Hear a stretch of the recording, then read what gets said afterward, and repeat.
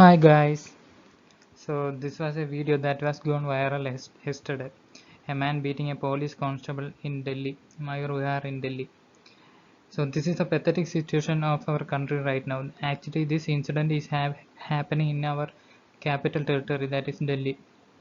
This shows how the breakdown of rule of law is now, and you know how people are trustworthy to the police personnel altogether. So this shows what is necessary for police reform in future. So on this background, I welcome you all to vlearnias editorial discussion dated 11 August 2022. Let's start the discussion. So let's look into the first news for today's discussion. The first news is about a center releases about 1.6 lakh crore to states. Actually, this was guaranteed by the GST Council under Article 279 of their constitution to give compensation to the states, and it is releasing a package around 1.16 lakh crore. So the news repeatedly comes upon in the coming days. So when it comes in detail, we will discuss further. So currently you just know about giving GST compensation. So it is a constitutional obligation by the center to give the compensation to the state. So this is the major distribution. Mainly this is the fiscal devolution to various state. You know, maximum share is going to UP, mainly highly populated, and then Bihar. At the same time, what the issue is that much developed states like Tamil Nadu, Kerala is receiving only a meager amount of it. So there is a discrimination in between it. So this will hamper the demographic advantage of that state, because that states have performed very well in controlling their population, but they are not receiving for what they are actually needed. So this was only about that news. Now let's look into next news for today. So next news is about rising crime against women. So this is a data of 15 July, and it shows that Delhi, the capital territory of our country, shows an increasing rise of 17% rise in crime against women. Even a famous Netflix series is also there, Delhi Crime, which actually paints a dark picture of Delhi. So let's look into detail about what the news is. So this is the whole profile.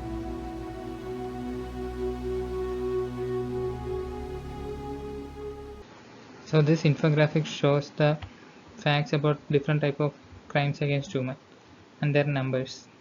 So first one is rape, which is about 1033 currently, and assault on women that intend to outrage their modesty. This is also an important rising one, but the most top one is the fourth category, that is kidnapping of women. Especially this is mainly for uh, extortion and pulling them to sexual activities, especially prostitution. So it is a major contributor. Along with that, the sixth category, that is cruelty by husbands and in-law. This actually is the main issue leading to increase in divorce cases, especially in the institution of marriage is threatened here.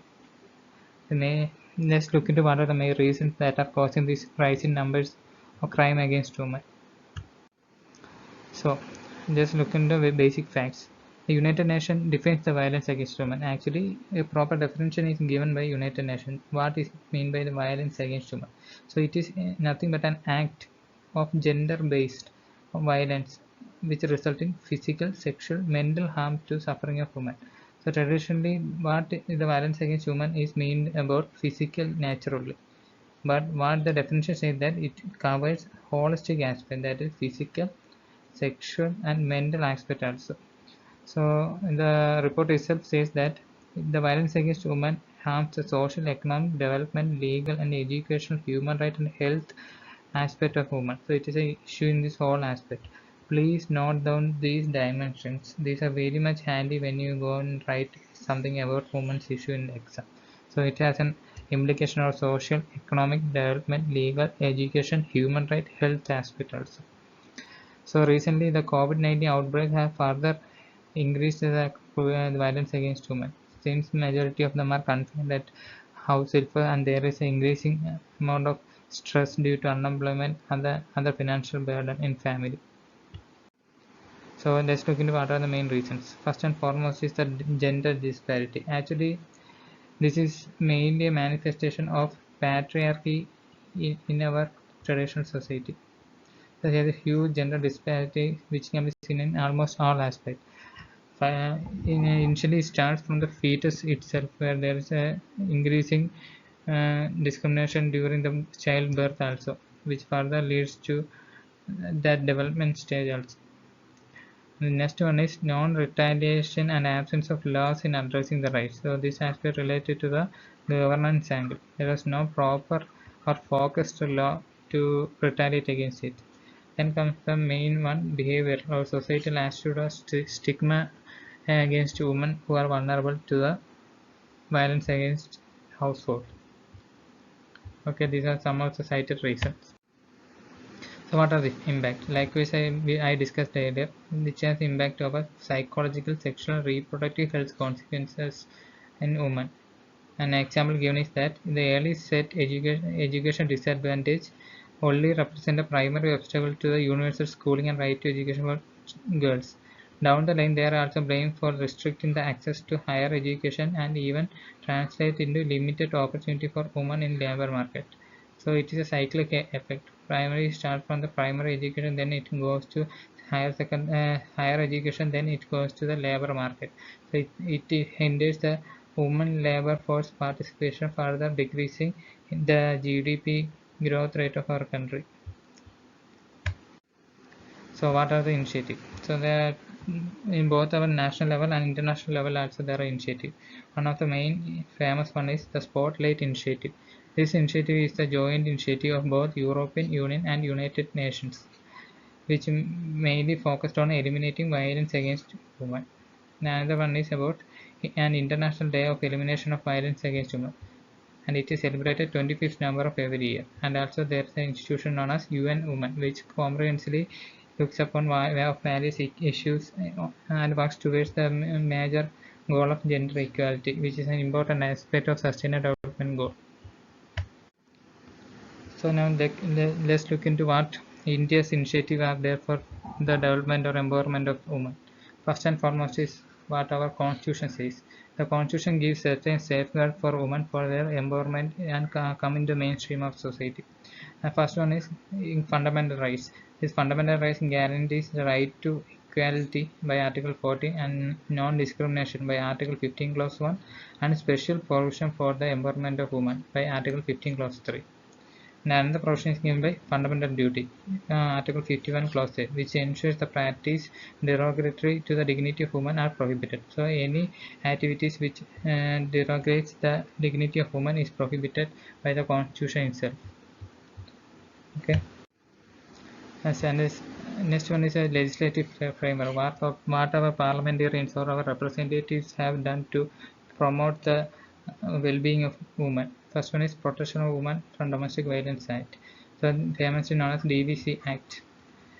So this act mainly protects women from domestic violence, especially in the dowry death case and other marriage dispute issues.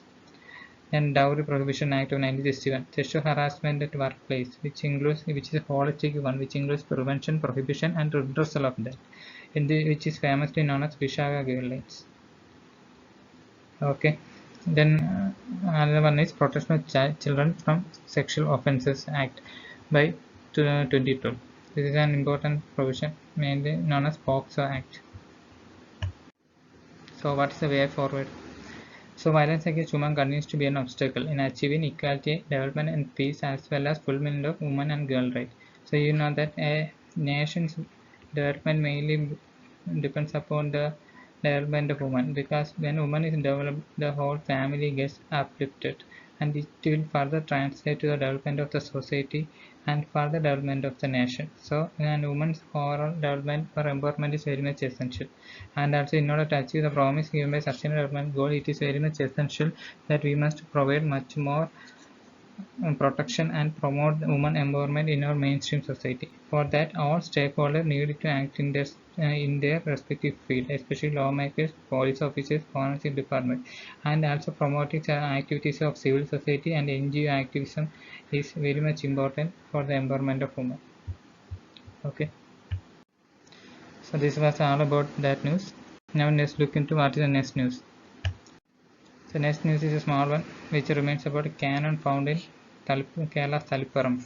Actually, it mainly correlates to the historical aspect of Tipu Sultan. Tipu Sultan, who was ruling in the Mysore region of India during the British era, has frequently raided upon in the northeastern part of Kerala, especially in the Malabar region. And this Kannur region mainly part in this Malabar region, and a cannon was founded. This shows the various architecture and other things that carried out by Tipu Sultan during that time. So let's look into what is the next issue for today's discussion. So it is about a stolen Chola-era Buddha idol stuck in US. A Chola-era Buddha idol is stuck in US. So this mainly contributes to the importance of Chola-era architecture and art. Actually, this Chola reign, which mainly in the coastal part of India during the 14th century BC, mainly had trade contacts with other nations through the naval route. So, a lot of architecture styles and art got flourished in the southern region during this time. So this gives some significance about the Chola era administration, Chola eras, that architecture and lifestyle of that time, and further detailing will helps to know about the traditional culture that prevailed during that time. Okay, this is all about Chola era architecture. So why such news become significant? That in mains these type of questions are mainly asked that a previous year questions like this. Many of the splendid Chola sculptures that survive till date represent the fine craftsmanship of Chola artists and religious belief of that age. Discuss. So question mainly used to discuss about Chola era sculptures is significance mainly on the aspect of his craftsmanship and religious belief. So on this aspect you have to look up on the question and discuss it. Okay, so let's look into the next news for today's discussion. The next news is about G20 summit. The shift is required from commitments and aid and trade to collaboration and science and technology. So what the author is saying that traditionally this G20 summit usually ends with giving up of aid and trade collaboration. But what required is more about commitment to enhancing creativity and business via science and technology. This is what the author is saying. Okay. So this is one brief about the G20 summit.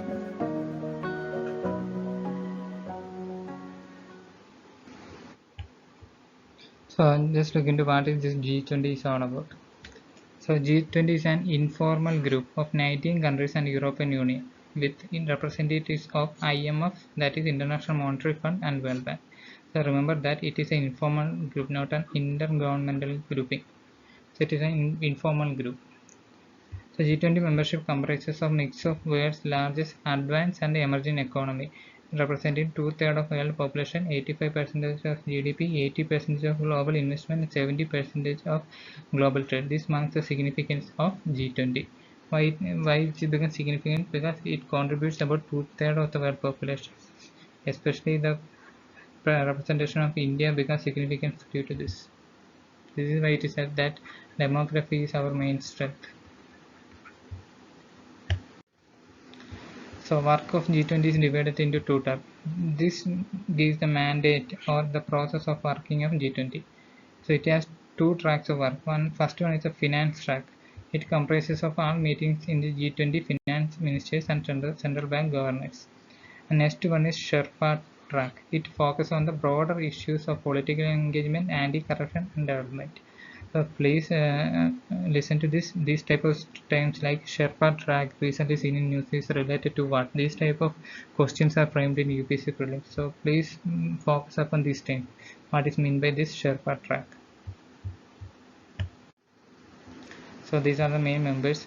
Actually, in the previous year also, UPSC is playing with these type of unorthodox questions like giving a mod one out, which one is not a membership of G20. So please revise this slide and learn more or memorize the members of G20. So it mainly comprises of Argentina, Australia, Brazil, Canada, China, France, Germany, India, Indonesia, Italy, Japan, Republic of Mexico, Republic of Korea, Russia, Saudi Arabia, South Africa, Turkey, United Kingdom, United States and European Union. So in this platform the major powers of China and the USA is there, and also India's representation marks the large contribution of population in this G20. So let's look into what is the structure of G20. First, about the G20 presidency.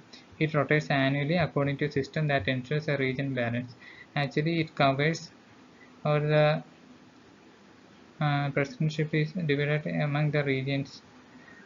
So if this year if the presidency is given to Asia, next year it will go to Africa, then to Europe. So it rotates within in the regional framework. Okay. And other place look up this like it do not have a permanent secretariat or headquarters.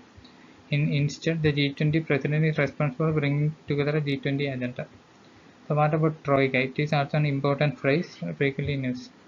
Every year when a country takes on the presidency, in this case Argentina 2018, works hand in hand with previous presidency and the next presidency. This is culturally known as Troika.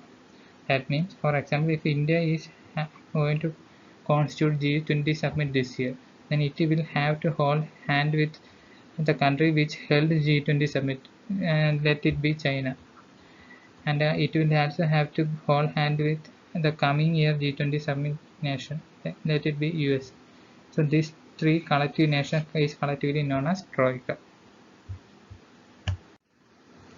Cooperation. In Toronto in 2010, the leaders declared it to be the premier forum for global economic cooperation. The work of G20 members is supported by several international organizations provide policy advices. And this news becomes more important to the topic of international organizations, their relevance and mandate. So please cover this topic in that heading of syllabus. So these organizations mainly include the Financial Stability Board, which was established by G20 leaders. It also includes other organizations like International Labour Organization, IMF, the Organization of Economic Cooperation and Development (OECD), United Nations, World Bank, and World Trade Organization. So these are the major other organizations which are part of G20.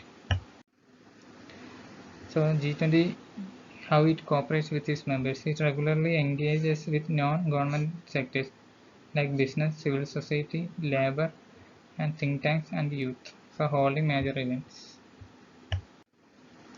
So what are the major issues addressed by G20? It covers holistically almost all aspects, all issues around the world, like financial, tax, trade, agriculture, employment, energy, fight against corruption, and advancement of human, climate change. Almost all holistically it covers almost all issues around the world.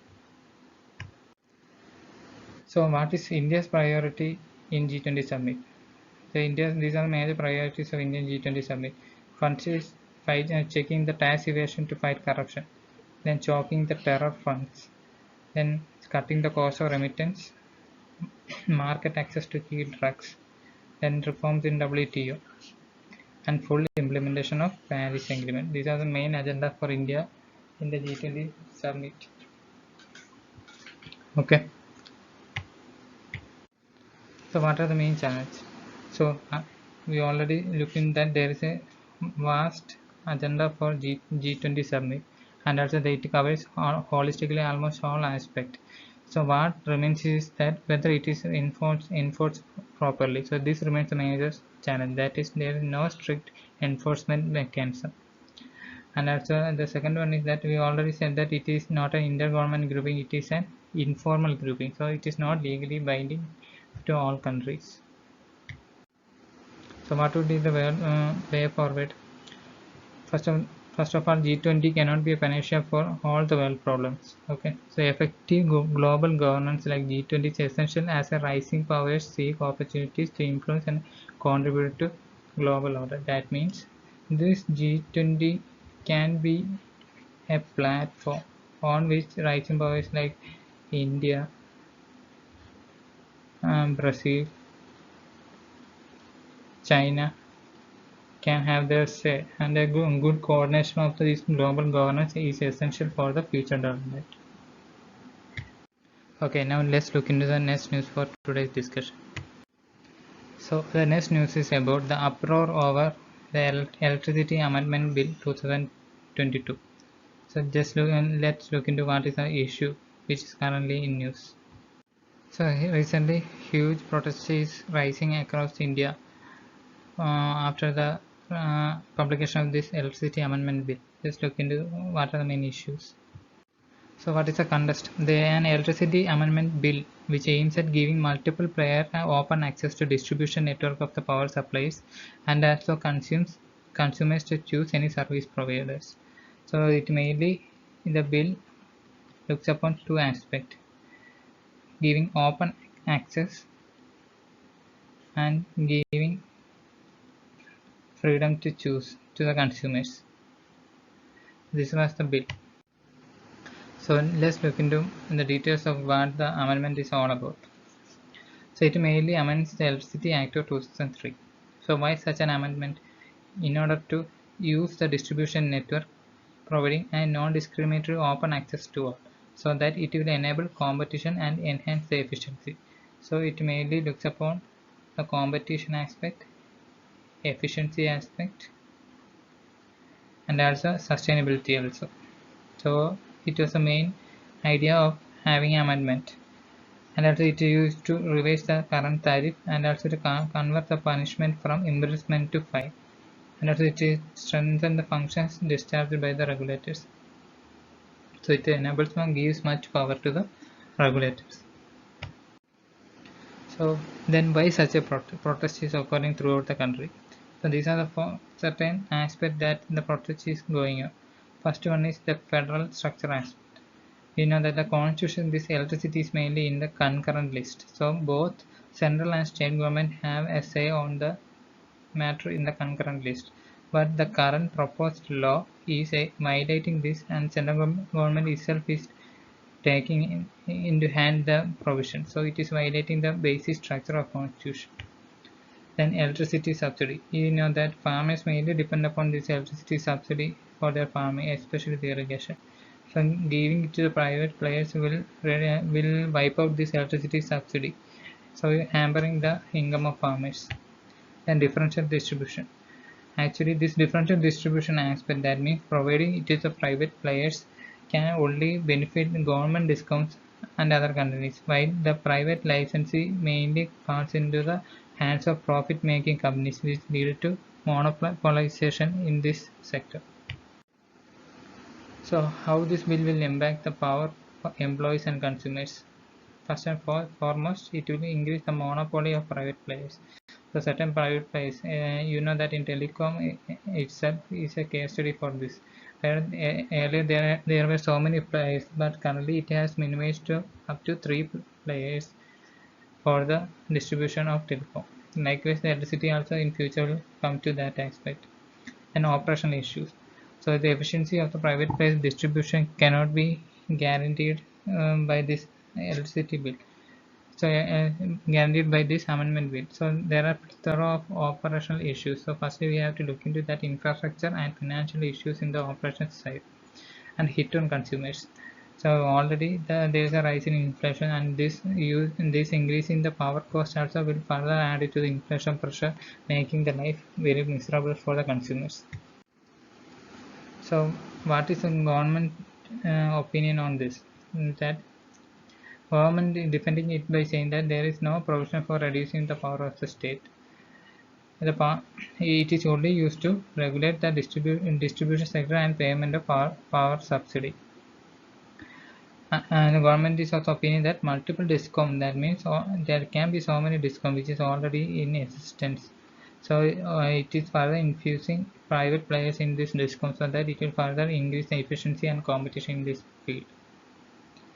And also the government is saying that in order to reach the commitment of the Glasgow and Paris agreement, it is very much essential to minimize the energy cost and distribution and operational cost of electricity in our country. So this bill is in the roadmap of to that direction. So what is the way forward for this? Being a subject of concurrent list of Indian Constitution, recommendation from the state should be taken into consideration. So the author saying that there should be a proper consultation path before introducing this bill, and provisions related to subsidy should be put into elaborate manner. So the issue of subsidy should be studied upon before operationalizing the bill, and the regulation of private players should be also taken into account before operationalizing the bill. So on this aspect, let's look into the previous year question. So which one of the following is the purpose of Uday scheme of the government? So this is a question that was asked in 2016. Actually they give the phrase like this, Uday. So you have to know what Uday is, what is full form and everything. So it was in news at that time. So the answer is D, providing financial turnaround and revival of power distribution companies. So let's look into details of Uday. So Uday is the mnemonics of Ujjwala Discom Assurance Yojana, which was launched by Ministry of Power. What was his aim? His aim was to help to make state electricity distribution company, that is Discoms, financially and operationally healthy.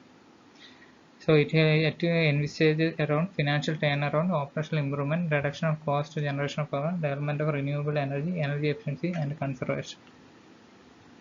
So this was the main aspect of Uday. Okay, now let's look into the next news for today's discussion. So next news is about freebies. What the Election Commission has said, the Election Commission has said that the freebies can be a lifesaver during their times. So this was a response given by Election Commission to a plea in Supreme Court seeking ban on political parties promising freebies.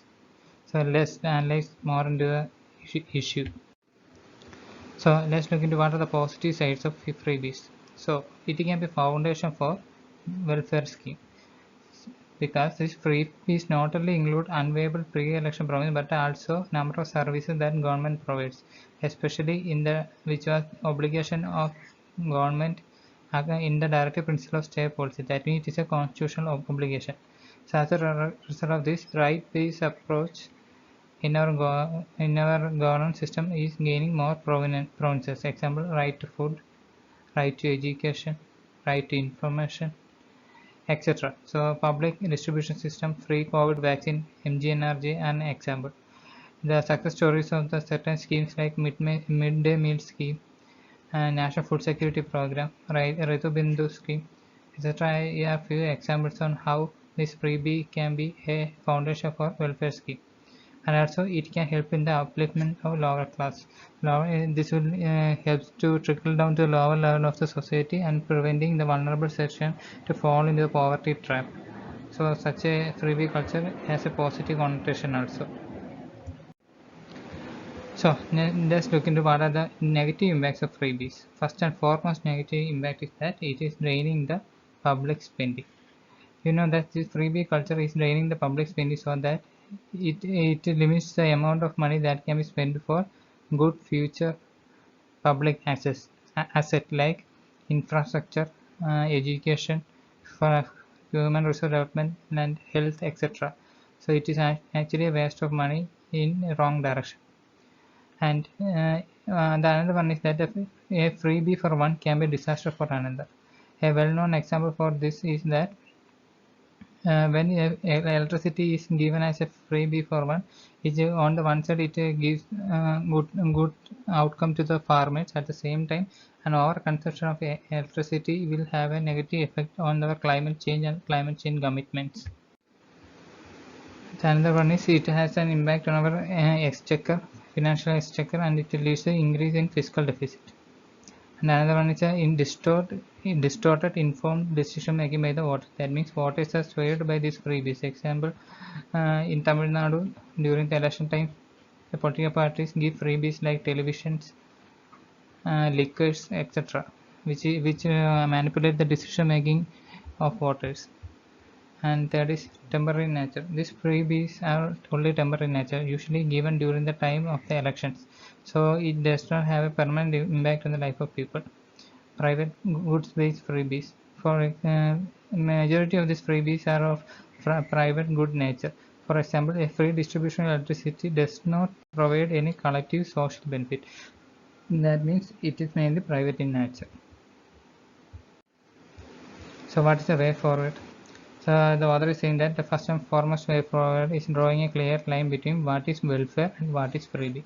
So there should be a clear distinction about welfare and freebie, and a clear and rational indication of fund. That means how the fund is allocated. For that, the use of PFMS, public fund management system, can be taken off. The next aspect is about water education and water awareness. For this, the election commission can play a proactive role of giving a water education and water awareness before election, and strengthening cooperative federalism.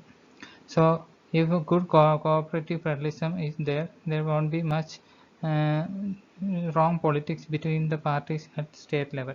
So, strengthening cooperative federalism will further help to have a good national development agenda between both central and state, and further it increases the cohesion between central and state.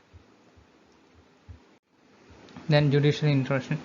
We already know that the freebie culture is mainly carried out by political parties, so a proper constructive discussion at parliament is not possible since majority of the parties do not support that. On this aspect, a judiciary can intervene. Recently, Supreme Court has recommended creating an apex authority for recommendation on how to regulate gift by political parties. And next is strengthening the model code of conduct by EC. So, Election Commission of India has given powers by Article 324 of the Constitution. So, strengthening a model code of conduct which has which has the power of applicability of law. So, further enhancing the strength of model code of conduct will further reduce the freebie culture.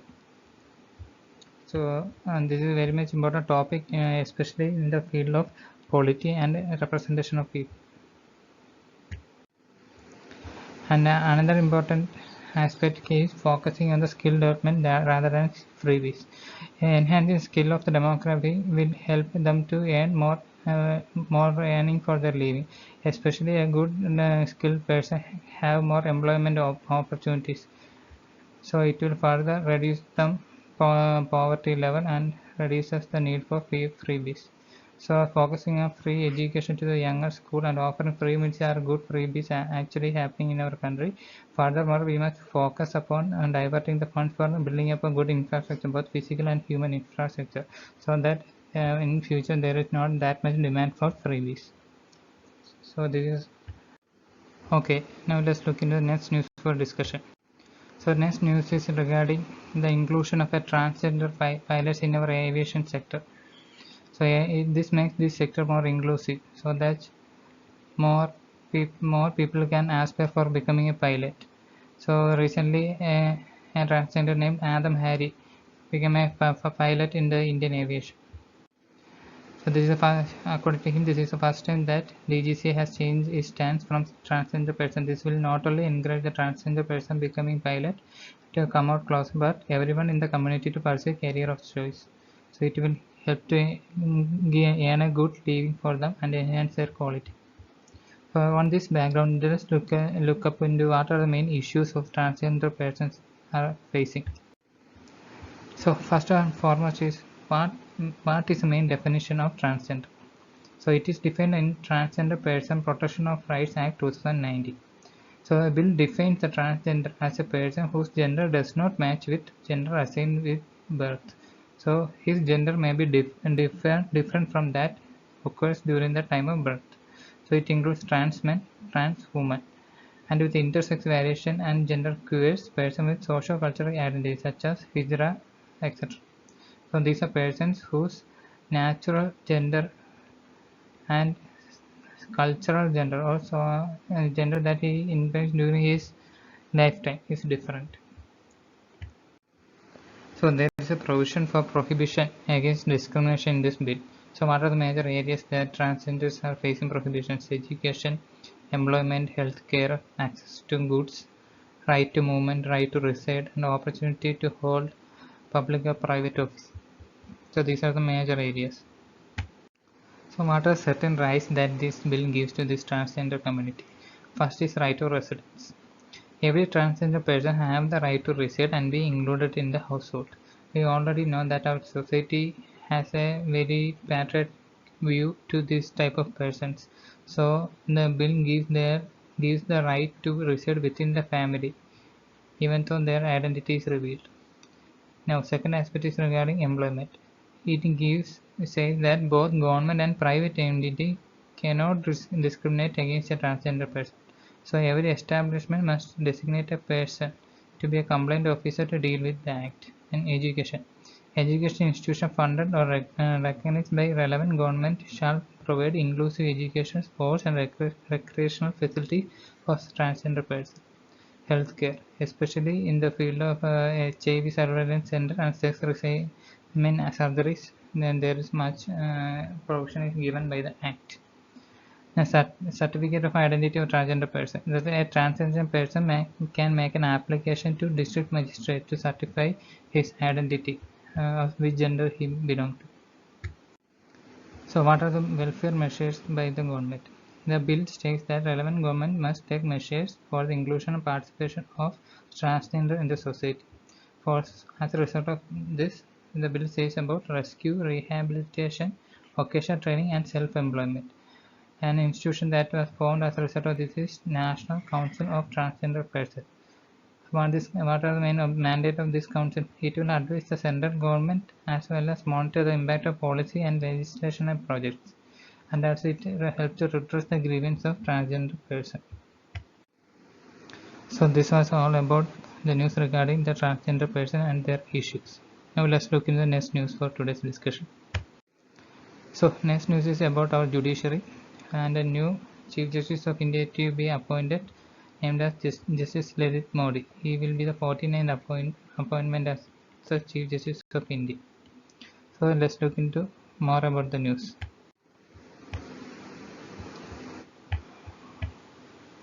So this is a small news about the appointment.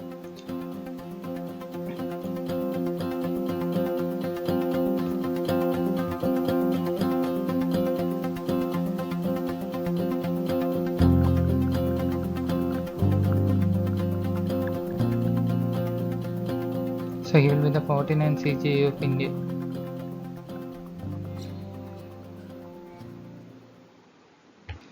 So this is a new CJ, and it is a current CJ who is going to be retiring. So on this aspect, let's look into more on our exam based about appointment of Chief Justice. So the Chief Justice and judges of Supreme Court are appointed by whom? By President. So which constitution article provides President the power? The clause 2 of Article 124 of the Constitution provides such powers to the President to appoint Chief Justice of India and President.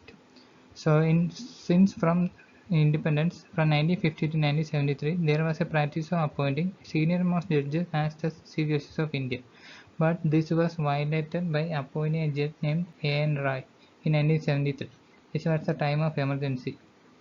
It was during this time the issue of committed judiciary was there. So this violated this precedent. Again in 1977, M.U. Beg was appointed as Chief Justice of India by superseding the senior most judges.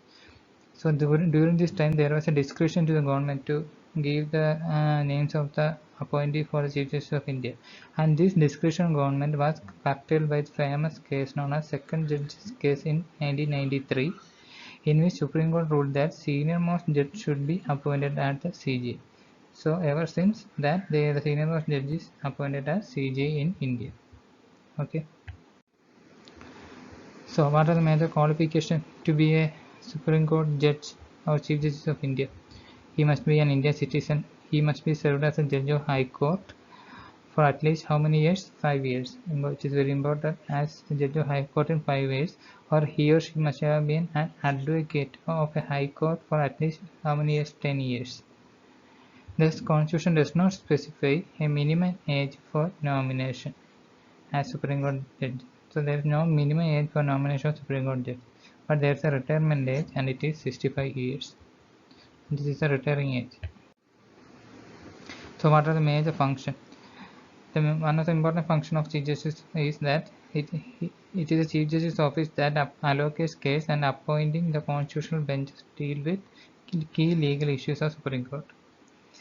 And CJ delegates all duty to other justices in line with Article 145 of the Constitution and Supreme Court Rule of Procedure. And CJ is also responsible for maintenance of roster, appointment of court officials, and other general and incidental topics concerning the Supreme Court.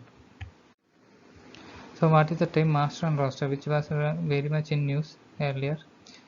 The term master and roster refers to Chief Justice's ability to form benches. That means in Supreme Court, this Chief Justice will be at the top, and this Chief Justice allocates the case to the benches. Various benches will look into the case, and we know that in Keshavananda Bharati, it is the largest bench, consists of 13 judges. Keshavananda Bharati case. Okay. So it is a privilege given to the CJ to allocate the case. So that's why he is known as master of the roster.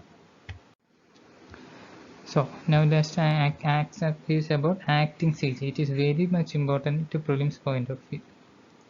So who can appoint this acting CJ? It is not the Chief Justice, but it is the President who is appointing an acting CJ. So what are the occasions he can appoint an acting CJ? When the office of CJ is vacant, or CJ is temporarily absent, or CJ is unable to perform his duty. So at both the time when there is a vacancy and also at the time of an absency, both this time an acting CJ can be appointed by the President. So this was all about the appointment of Chief Justice of India. So next look into the next news for today's discussion. So next news is about Corbevax vaccine. So what is the news? News is that a Corbevax vaccine is given not for as a precaution dose. So it will be given to adults who are fully vaccinated. So it is mainly used as an emergency use vaccine by WHO. So it is given as an emergency precaution.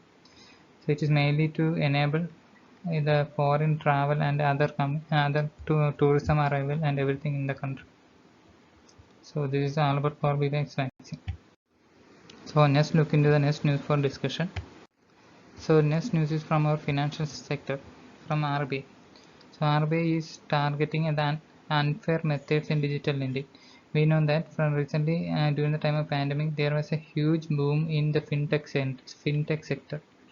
That means sector which is involving financial technology. As a result of this, there was a huge boom in the increase of lending in financial sector, especially peer-to-peer lending. So one RBI is telling that it is going to target this digital lending with new norms. So there will be new norms in digital lending, especially peer-to-peer lending, so that it will help to overcome the issue of breach of privacy, misleading conduct of good business, charging exorbitant interest rate, and unethical recovery practices. So on this aspect, RBI is targeting for unfair method. So this is all for today's discussion. Hope you all enjoyed the discussion. Please kindly subscribe to the channel for the future updates. Thank you.